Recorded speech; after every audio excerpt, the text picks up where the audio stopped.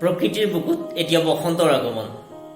কুলিকেতেকীৰ মাতে চাৰিওফালে জীপাল কৰি তুলিছে পৰিৱেশ। গছ লতাৰ কোমল কুঁহিপাতে লৈ আনিছে সেউজৰ বতৰা। আমাৰ জীৱনটোও জানো তেনেকুৱা নহয়?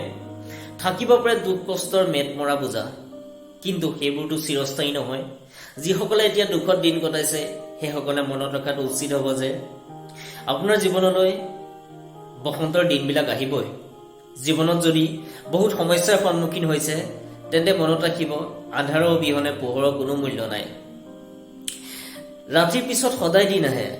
সময় সলনিৰ লগে লগে ঋতু পৰিৱৰ্তনো প্ৰকৃতিৰ নিয়ম। মানুহৰ জীৱনত দিনবিলাক কেতিয়াও একেদৰে নাযায়।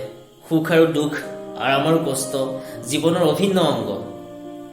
দুখ নাথাকিলে সুখবোৰ উপলব্ধি কৰাটো সম্ভৱ নহয়, কিন্তু দুখৰ পৰিস্থিতিবোৰ কেনেদৰে চোৱা সেয়া নিৰ্ভৰ কৰিব তোমাৰ দৃষ্টিভংগীৰ ওপৰত।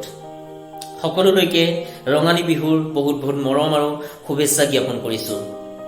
আশা কৰিম ৰঙালীৰ ৰঙেৰে মনবোৰ ভৰপূৰ হৈ প্ৰতিজনৰে জীৱনলৈ বৈ আহক সুখ শান্তিৰ অনাবিল নিজৰা।